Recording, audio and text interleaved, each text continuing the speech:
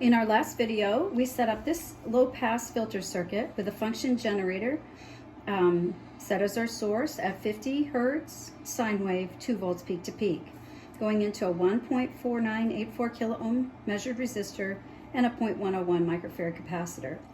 We also calculated our cutoff frequency at about 1 kilohertz or 1.02 kilohertz based on those values. Now we're going to look and see if we can see the cutoff frequency. The cutoff frequency will be where the amplitude is about 7/10 of the total amplitude. Now, in order to look at the output, I'm going to put channel 2 on the positive side of the capacitor, which is right here. So now channel 2 should be connected to that point there, and we should be able to see channel 2. And if I put channel 2 on top of channel 1, you can see that they're in phase and they have the same amplitude. So channel 1 has a peak-to-peak amplitude of 2.04. Channel 2 has a peak-to-peak amplitude of 2.04 at a 50 kilohertz sine wave. As I increase my frequency, whoops, that's my amplitude. Bring it back down to 2. As I increase my frequency, we'll see that the signal pretty much tracks. Here we're at 90 kilohertz, 100 hertz, 109 hertz. We're beginning to see a little bit of a phase shift. And if I extend this scale out, you can kind of see that as I go to the higher frequencies, and I'll go to the kilohertz, we begin to see that the waveform is getting smaller and more out of phase. That's what a low-pass filter does. The blue signal is our output signal. The yellow signal is our function generator signal. At low frequencies, they'll track very nicely. Well, once we get to a higher frequency, that output begins to drop off.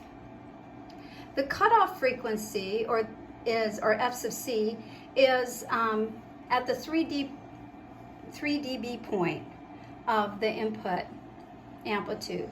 So we're going to look for where the voltage is about equal to 1.4 volts, because our peak-to-peak voltage was 2. So right here it's 1.28. Go a little higher. The peak-to-peak voltage is 1.04. Oops, we're losing it. We're going the wrong way. So I need to slow down the frequency. And here we're at 1.72, 1.64. We want to get down to 1.4. So here we're about 1.4 at 1 kilohertz. So at 1 kilohertz, we see that we are at 7/10 of the amplitude. Actually, it's about 1.5, so I could probably even drop it down a little bit more.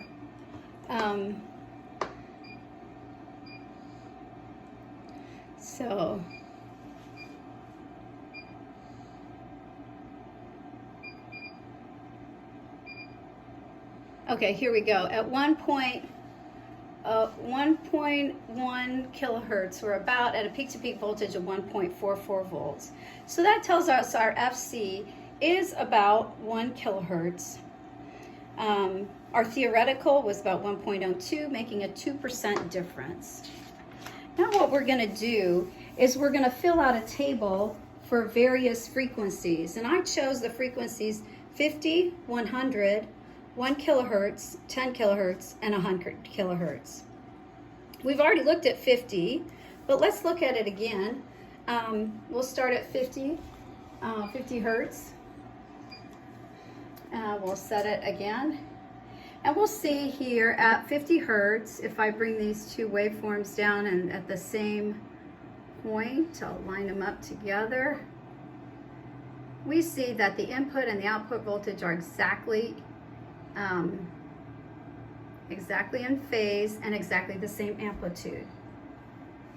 Now let's go to 100 hertz. At 100 hertz, again, we see that they're identical in phase, maybe just slightly out of phase there, just beginning to be a little out of phase. Let's go to 1 kilohertz.